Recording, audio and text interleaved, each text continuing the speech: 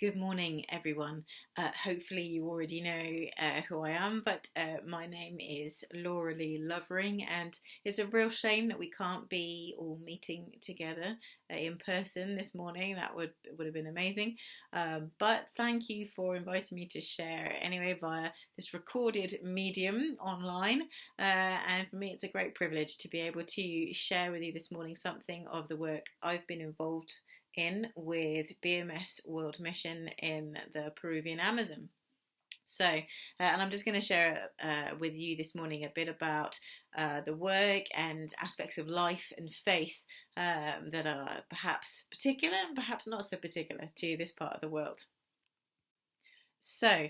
For those of us whose geography is a little bit sketchy, Peru is, as you can see here, on the Pacific coast of South America, and I've been based up in the northeastern part of Peru, which is within the kind of the western edge of the Amazon basin, which is why we call it the Peruvian Amazon.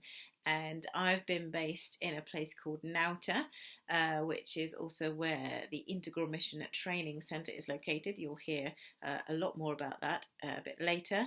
But I also work with the Loreto Baptist Association, which is based in Iquitos, and that's about 60 miles to the north along the one highway that exists in that particular in this particular region of Peru.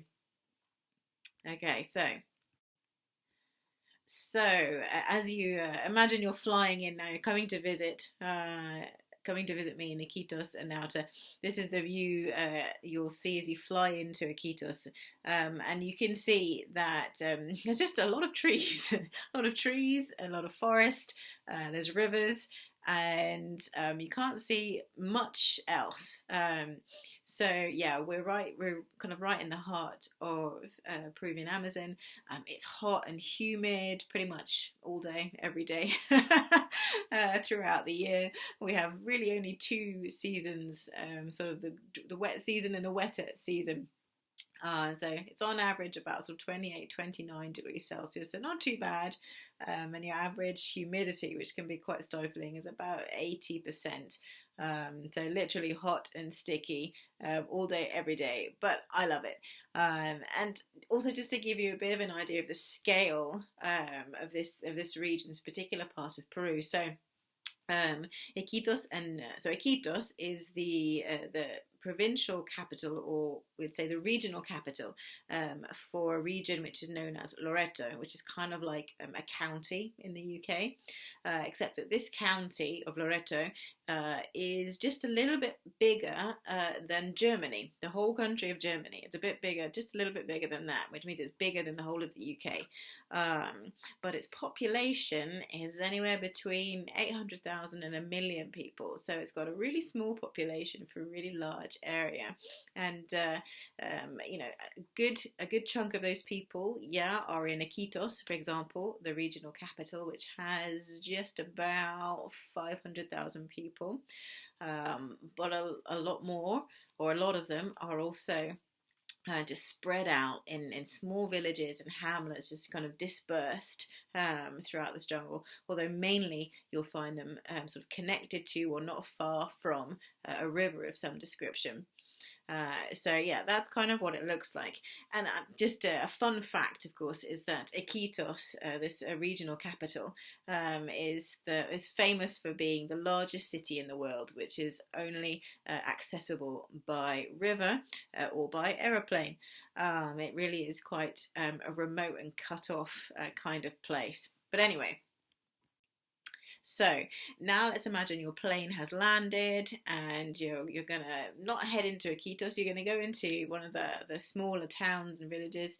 How do people live? So this is a sort of a typical style of building. We have a lot of trees, so we use a lot of wood, and then a lot of the roofs, even now, are made of this palm leaf thatch. A lot of houses do have this corrugated metal roofs, but probably out in the smaller villages, the palm thatch is still used very, very, very commonly, and it's actually a lot cooler, a lot more pleasant than the metal roofs.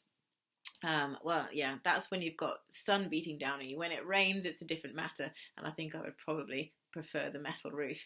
The other downside is that the thatch does tend to attract interesting creatures. Um, Although, yeah, this is what I've found in my house, and not too long ago, and I don't even have a thatch roof. So we do tend to get quite a lot of creepy crawlies coming through the house. So perhaps it's not an area for the faint-hearted. Although I am technically an arachnophobe, and the Lord still sent me here, so I don't know. I think God has a good sense of humour. But anyway, that's sort of what a typical house looks like. Now, if we were to kind of go up those green stairs and go into the house, what would we see? So going to the most important room in the house, the kitchen, of course.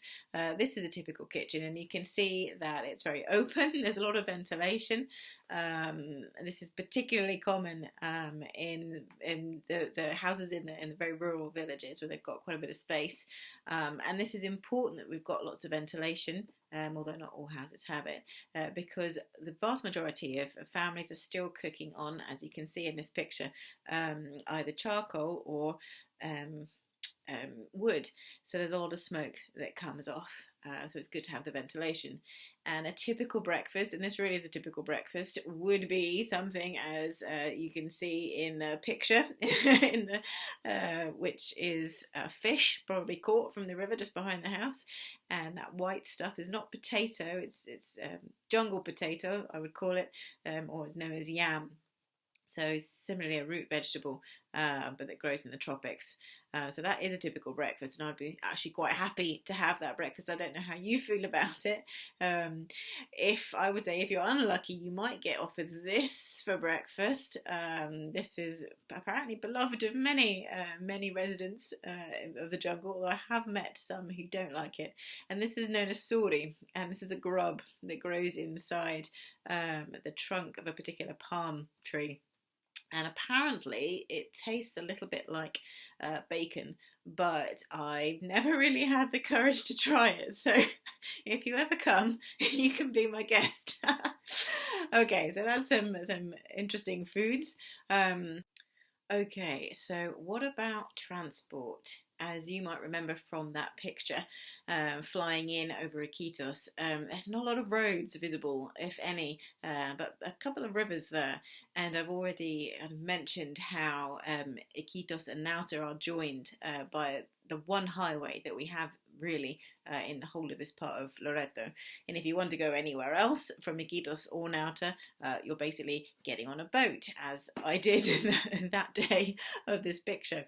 So for us, for me, whenever we do trips to go and visit the rural pastors that we work with, whether that's just to encourage them, to remind them of the training events that we run in Nauta, or to invite them to training events, that invariably involves getting in a boat and traveling for a couple of hours.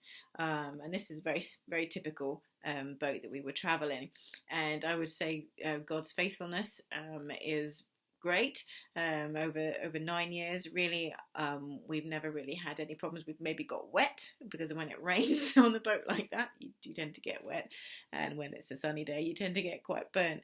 But every now and again, you do have a mishap, and every now and again, something like this might happen. Ay, Dios los bendiga. Amén. Dios que os guarde. Dios os guarde con su santo amor. Okidoki. Ciao. This was the day the Peki Peki broke down. The Peki Peki is the name of the motor. The day the Peki Peki broke down when we were in the middle of the river. And I'm there sat with my colleague, co-BMS colleague, Michelle. Yes, we had to make makeshift oars out of bits of stick and row ourselves to the nearest bit of bank where we knew we could get out and find a local village. Thankfully, we were only rowing like that for about half an hour. But I do assure you that is the only time that's happened in the whole of 9 years. So I still believe in the goodness of God in terms of looking after his servants. So that's kind of what getting around can look like in the Peruvian Amazon. So just to bring you now into the town where I live, I've been talking a lot about Nauta, Nauta this, Nauta that. So this is the picture of the center of Nauta, the Plaza de Armas. Every Latin American town or city, at the center there will be a Plaza de Armas. I think in Spain they do it as well. And this is kind of like the cultural, social heart of the town.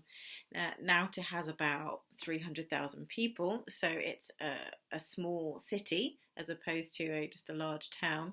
And why do people come to Nauta? Because we're, at the end of that road, on the edge of the jungle. People come to Nauta, families move to Nauta because we have schools. We have preschools, primary schools, secondary schools, and we have a technical college.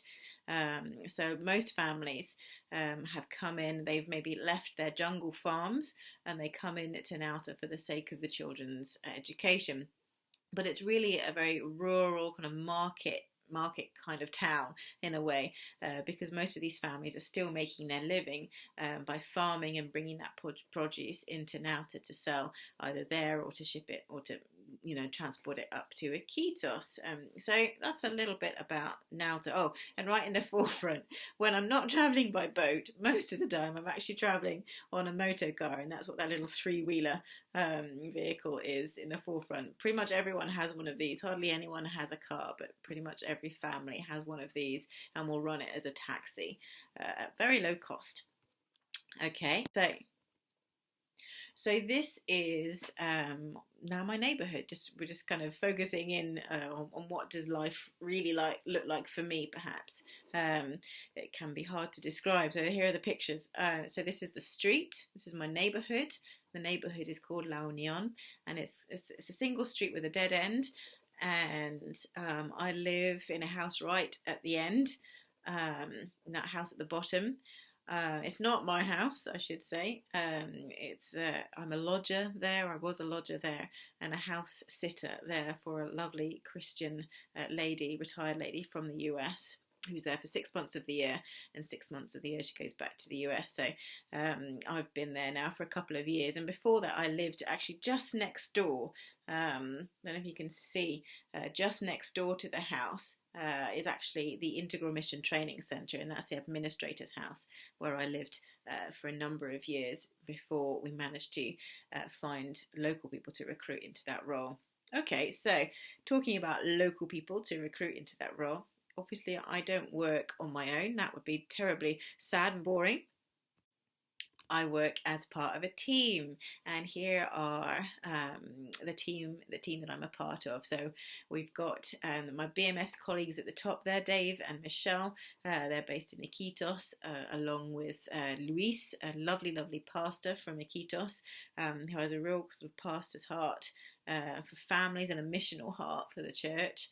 And then the others form the team, the local team in Nauta. We're based at the training centre, and at the top we've got Basilio. He is our maintenance man and sort of grounds person, so he does everything from everything that a maintenance guy and a gardener essentially does. Great guy. And then below him we've got Betsy, the lady. And she is the site administrator, and that's Marcos, her husband. So her and her family and Marcos, they live at the training centre in the administrator's house, and she joined last February.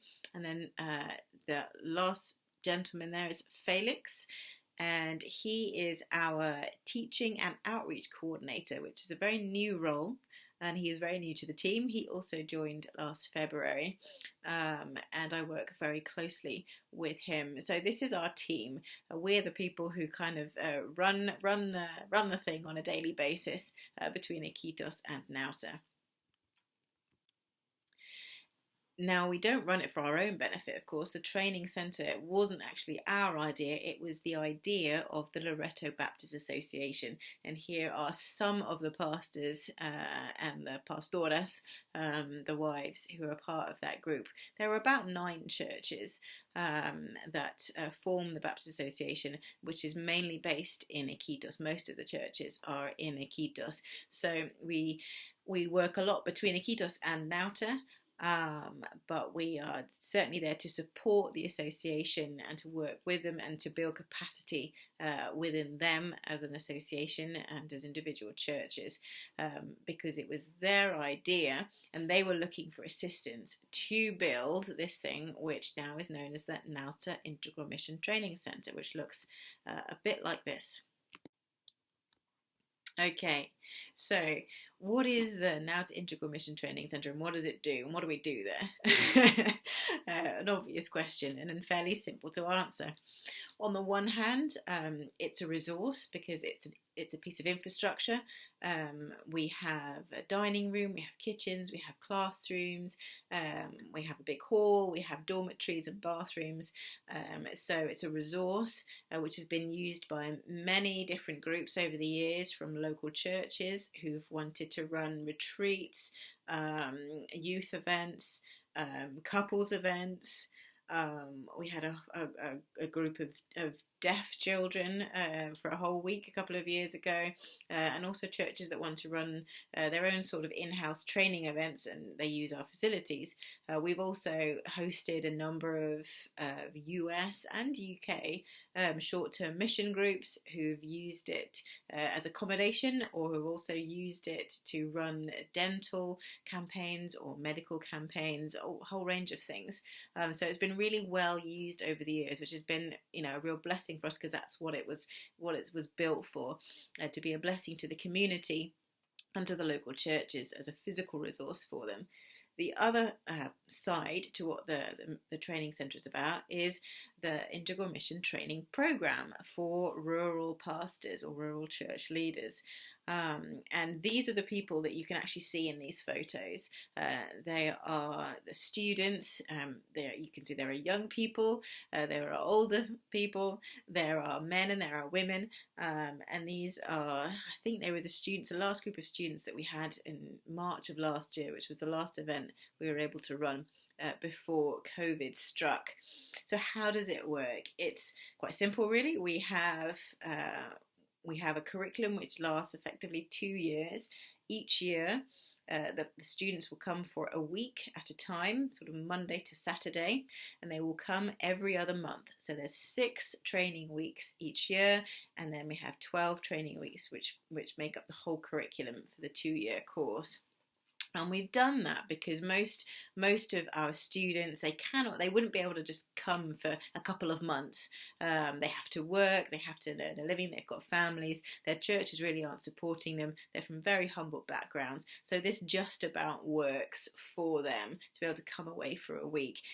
That's all really provided free of charge, essentially. It's just a blessing for them, and they get full board and lodging when they come. So why do we do this? I suppose that's a good question. Why do we do this? Essentially, it meets a very basic need. The vast majority of pastors, lay pastors, church leaders who are trying to lead a church, even in the city, in this part of Peru, will have had very basic formal education. So maybe primary school, maybe secondary school. Okay, we're on good ground with primary school, but they've probably got 0 theological training. And as a result of that, they tend to feel very insecure about their ability to lead, and they are desperately they're looking for help. How do I preach? How do I lead the church? How do I be a pastor? How do I just understand the Bible and put it into practice? So that's really why the training program exists, to meet that need. And we've definitely seen that there's a lot of confusion. There's a lot of confusion in people's understanding of the word, and therefore a lot of confusion, a lot of perhaps what's the word?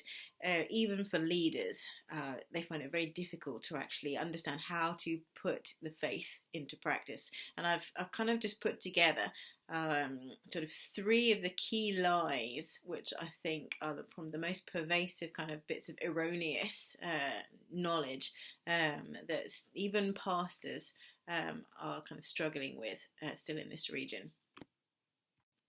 Okay, so first lie is that God is only one of many forces that have power over my life. This is an area where traditionally they believe in many different spirits and many different kind of deities, not just one. And even for Christians, it would not be unusual for, let's say, a Christian mother who has a sick child. She might be in church on Sunday praying for healing. On Monday, she's at the shaman trying to get healing as well. And she would see no conflict over that. She would simply see that, there's power in God and there's power in the shaman. So my best bet is to, try and access them both. I'm hedging my bets because she doesn't know. She has no confidence into which power is the most powerful. But of course, we believe that God is the sovereign power over every authority and principality in the world, as this passage in 1 John 4:4 says. He who is in you is greater than he who is in the world. This is our God.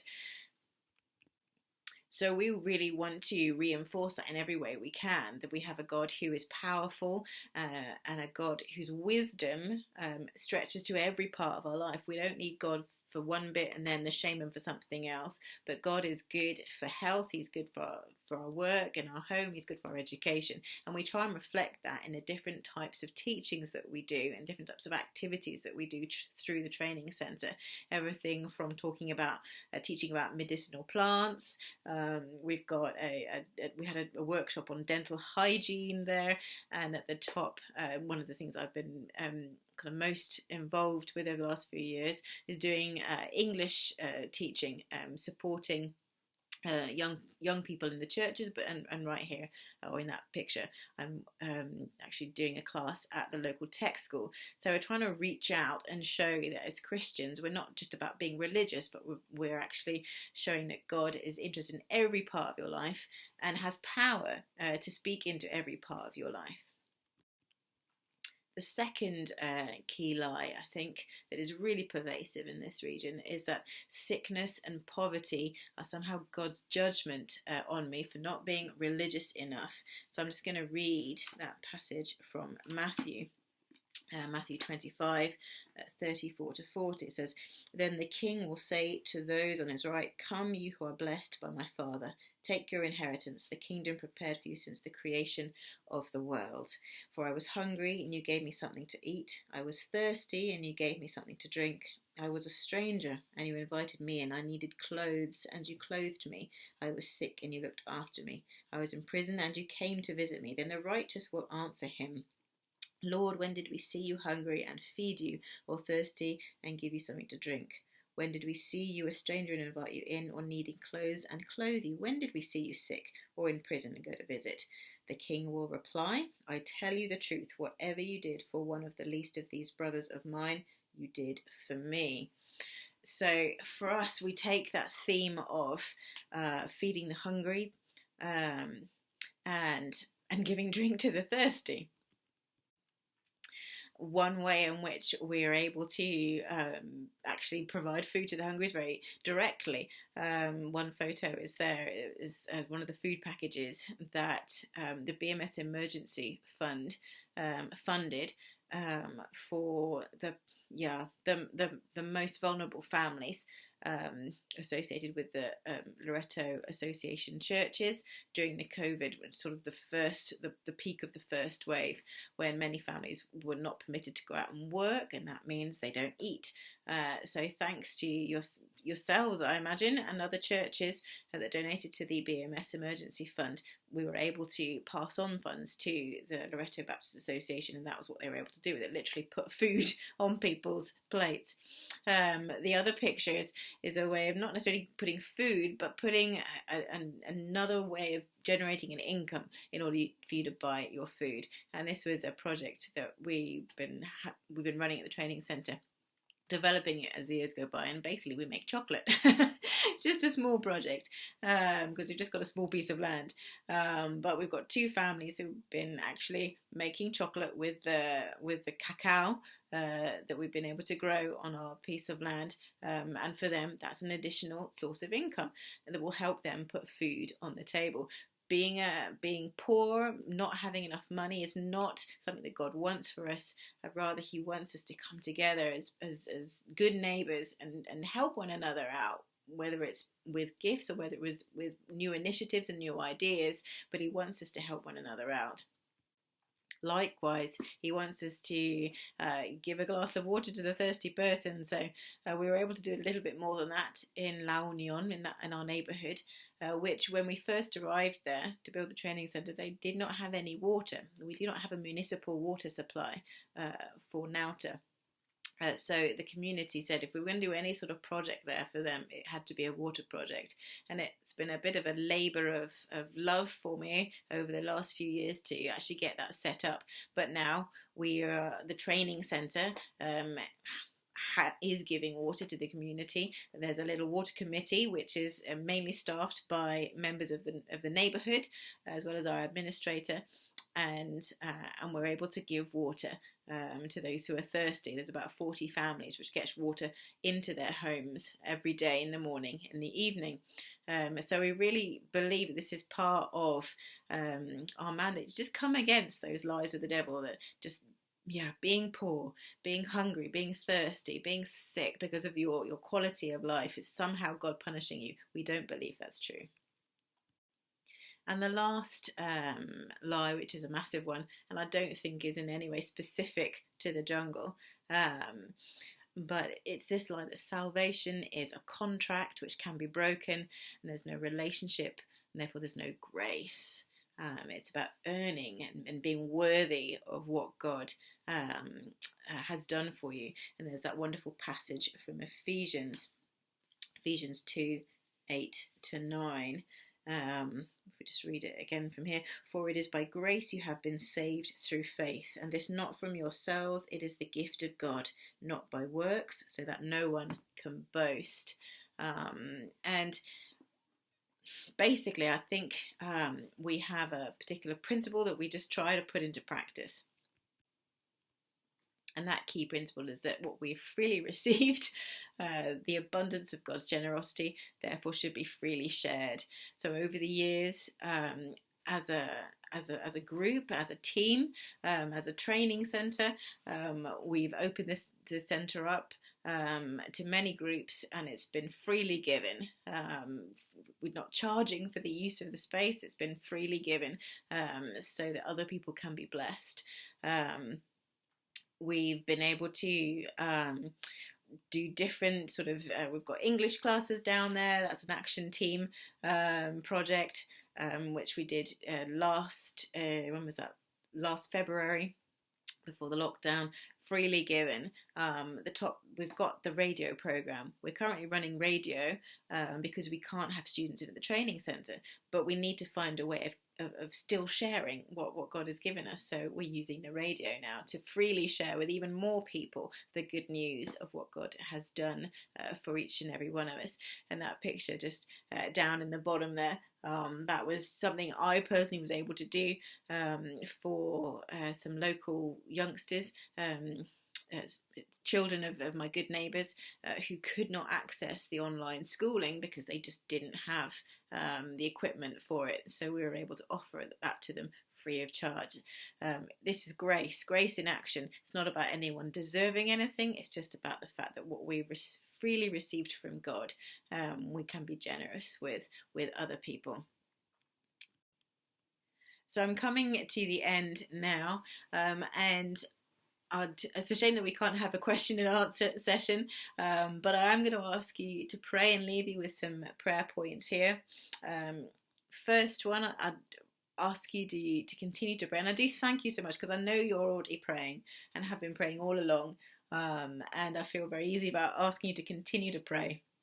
And so please do pray for us as we're constantly trying to think of new ways to reach out to the rural pastors, especially if they can't come to us in Nauta. How can we get out to them physically, and also using things like radio, because so many don't have a good enough internet connection or even just a good enough phone to get onto the internet. In the same vein, I would say please pray for the Loreto Baptist Association for strength physically, because many of the pastors have been very ill over the last 12 months, and a renewed vision for them as an association as they are coming back to full strength, both physically and spiritually.